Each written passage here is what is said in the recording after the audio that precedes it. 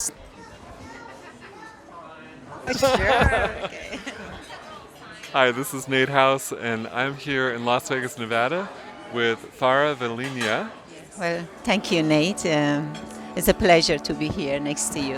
And if I want to talk about my journey, I started with interior design almost 10 years ago. I studied interior design to bring beauty and harmony to my home, to my house, and other people.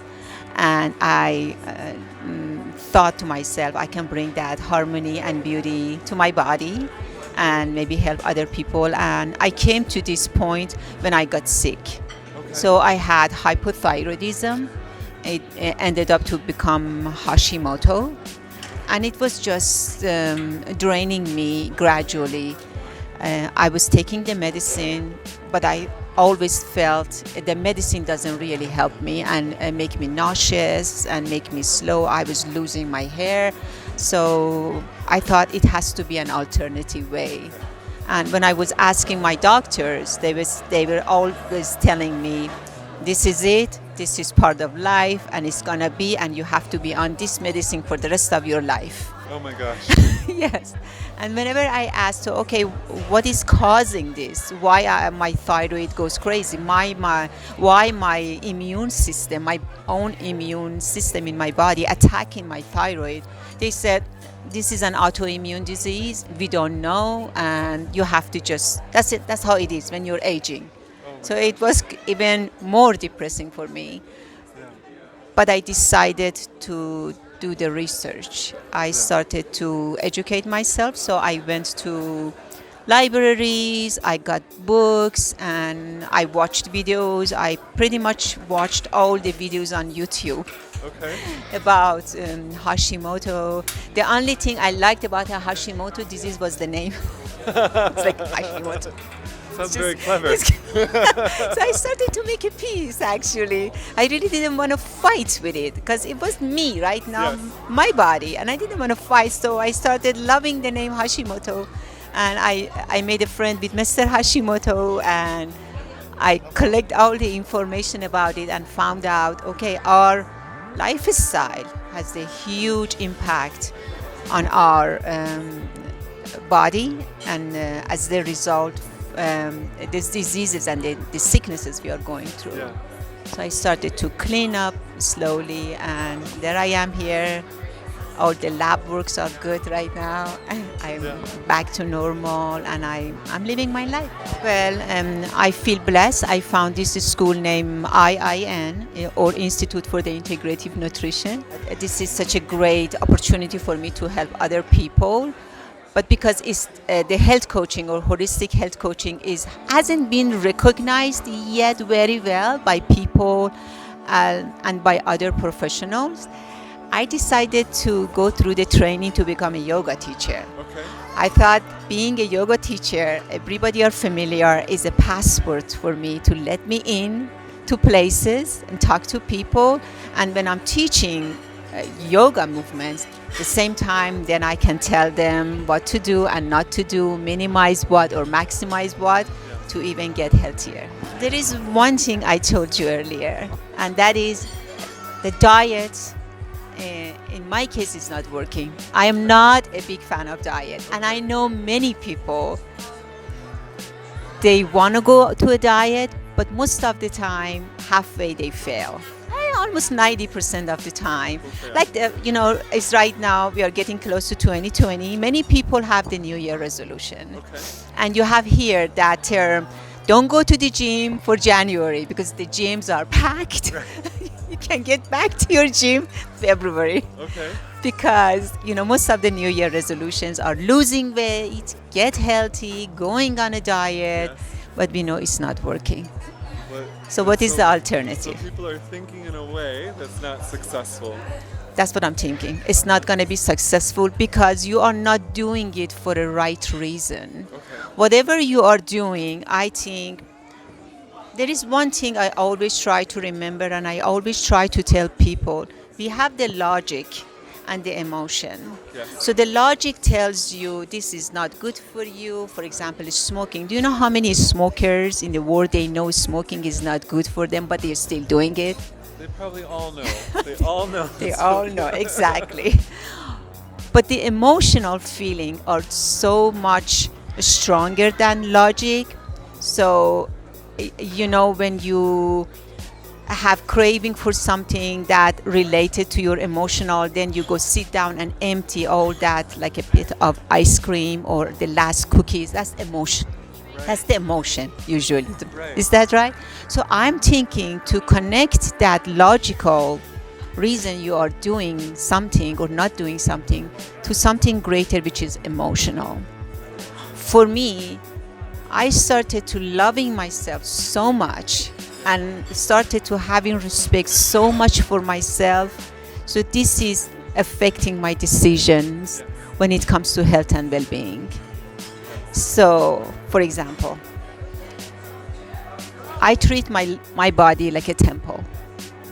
I invite my prophet to my body every morning. I ask him to come and visit me in my body. The body has to be clean. When he's coming, it's just like your home, when you invite the dearest guest to your home, the very first thing what you do, you go and clean up the house, and use the perfume, everybody in the house, put the beautiful fresh flowers in the house, and then you wait for your guest to arrive. And the same thing with your body.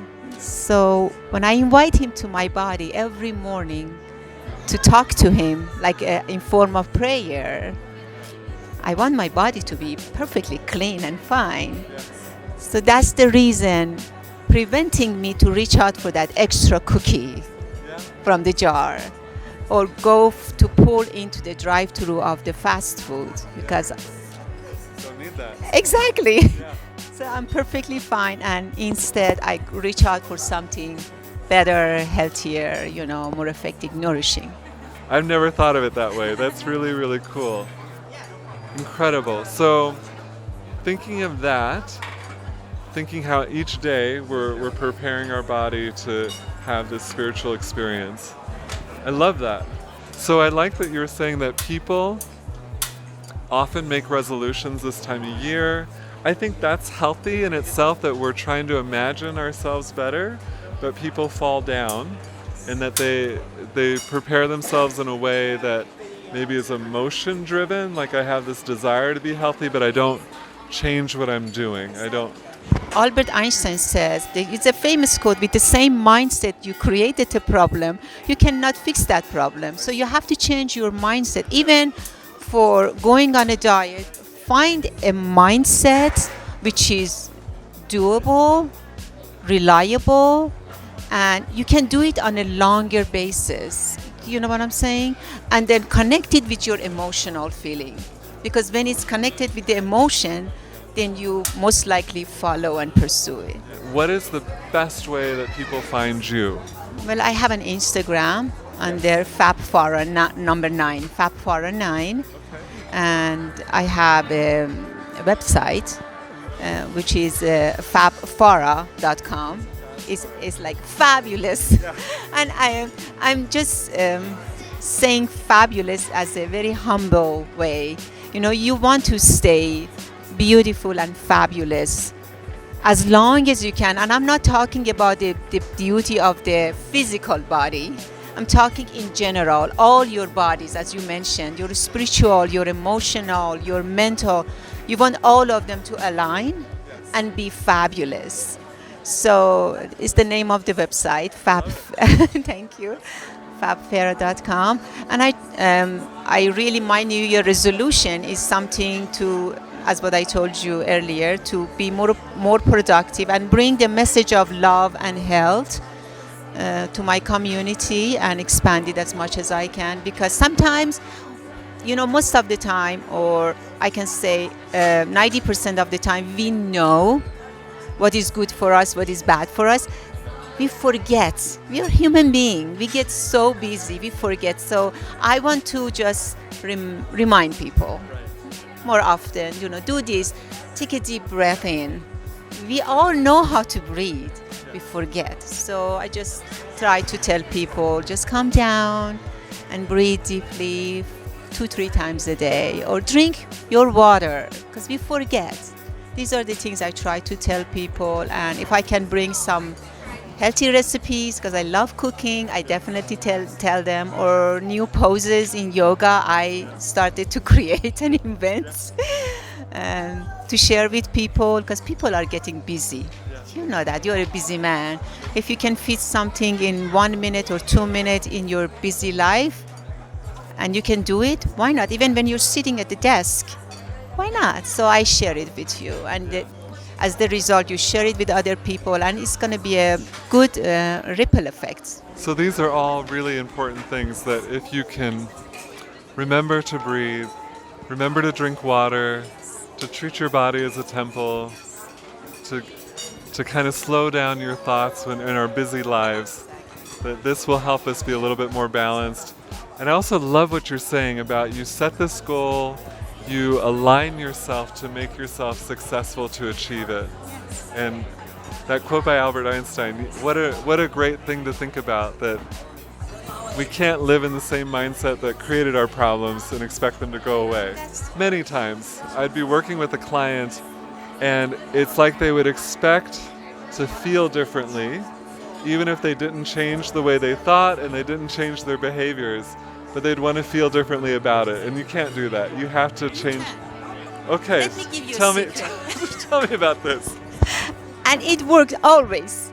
Trust me, always. There is one thing you can change, and it works always on you, is whenever you're in a situation, you're getting frustrated, Okay. just smile. A fake smile. It's impossible for you to smile and be mad. Okay. So this is a simple step I want everybody to try. Okay. Imagine you're in a store, it's busy, you're running out of time, you have to get back home, cook something.